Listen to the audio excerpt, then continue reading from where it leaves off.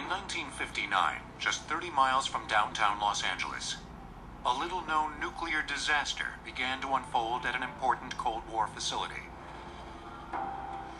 The Santa Susana Field Laboratory, created by the government's Atomic Energy Commission and operated by Rocketdyne, played a vital defense role by producing powerful rockets. 2,800-acre site was built in the hills above Simi Valley, a town of 8,000 just west of Los Angeles' San Fernando Valley. Besides rockets, it was home to several experimental nuclear reactors, which the Atomic Energy Commission hoped could be commercially viable. One of them used sodium instead of water as a coolant. It was known as the Sodium Reactor Experiment, or SRE. But the experiment would soon trigger a technological nightmare. This reactor was built in an era of nuclear cowboys. The Atomic Energy Commission came out of the Manhattan Project. There was a culture of secrecy. There was a sense of excitement about pushing the limit on these reactors.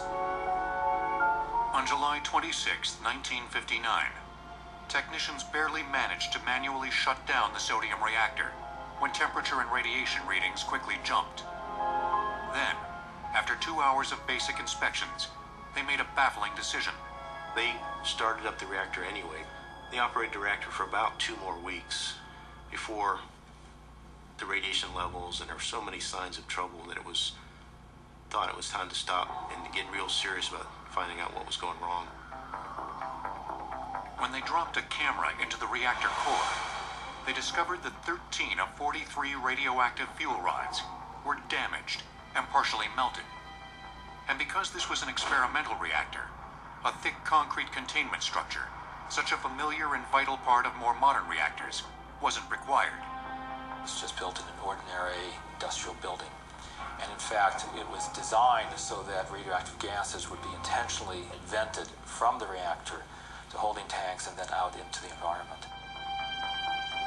Exactly how much radiation went into the atmosphere is still a matter of debate, because the monitoring equipment at the facility could only measure very minor levels of radiation. This was a much smaller reactor than the one at the site of the famous 3 Mile Island accident in Harrisburg, Pennsylvania in 1979. But because it didn't have a containment dome, the sodium reactor might have created a much bigger problem. The SRE was about 1/100th the size of 3 Mile Island, and the containment structure at 3 Mile Island, according to the official government reports, stayed intact, and that only a small fraction of the radioactive inventory were officially estimated to get out of the 3 Mile Island reactor. And so several researchers have estimated that the radiation release from the SRE could be as high as 240 times the radiation release from 3 Mile Island. 5 weeks after the accident, the Atomic Energy Commission issued a press release claiming that just a single fuel rod had been slightly damaged and no radiation had been released. The body of the release said there is no evidence of unsafe operating conditions. 1/3 of the fuel had experienced melting. It was one of the worst accidents in nuclear history, and the AEC essentially lied about it.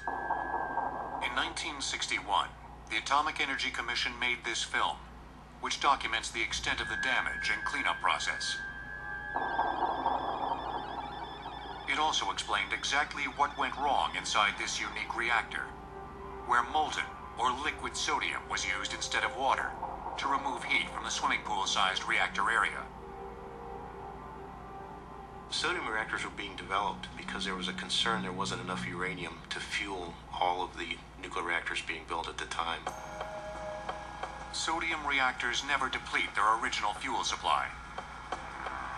Water reactors are less efficient, since they consume uranium and eventually need to be resupplied. But the benefits of liquid sodium came with a price. Sodium burns in the presence of air, explodes in the presence of water, so the reactors had tremendous danger associated with them.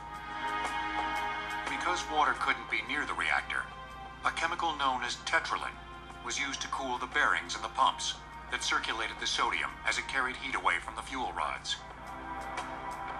Everything worked well until tetralin started leaking through cracks in the pump seals, and into the reactor. The neutron bombardment inside the reactor core caused it to turn from an organic chemical into an almost like a glue or a tar-like substance. As the tetralin approached the fuel rods, it partially blocked the bottom of some of the coolant channels. When coolant flow decreased, the heat by those fuel rods increased and eventually reached melting point.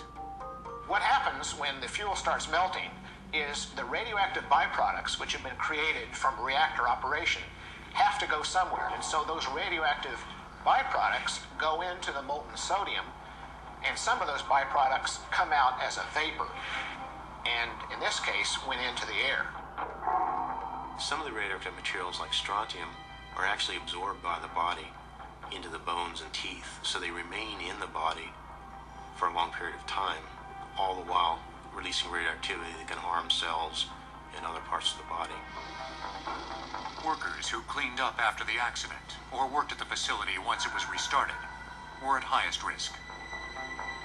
The studies that were done of the workers by a team from the UCLA School of Public Health found that the workers who had the highest radiation exposures had tripled the death rates from cancers such as cancer of the lung, lymph, and blood systems, as similar workers at the site who had lower radiation exposures. The University of California at Los Angeles was also responsible for bringing the story to the public. After the 3 Mile Island accident in 1979, some of Daniel Hirsch's students started wondering if anything like it had ever happened in Southern California. In UCLA's engineering library, they found documents and photographs of the melted fuel rods from the sodium reactor accident at the site run by Rocketdyne's Atomics International division. By a quirk of fate, it turned out that the man who had founded and run Atomics International had subsequently become Dean of Engineering at UCLA and taken with him boxloads of the old documents. We then released that to the press in 1979. So the AEC kept it secret, and it stayed secret for 20 years. The Atomic Energy Commission also managed to conceal accidents at 2 other reactors at the Santa Susana facility in the 1960s. Today, the reactor buildings have been torn down and taken away, but years of cleanup work remain. Health effects on the surrounding communities have been difficult to study because of their large populations and the fact that many people have moved out of or into the area over the years. And Southern California's population continues to swell. People are living closer than ever to the site, which is now owned by Boeing. And because certain types of radiation released in the accident can remain at dangerously high levels for centuries, the decisions made at Santa Susana in the 1950s and 60s will continue to affect residents for generations to come.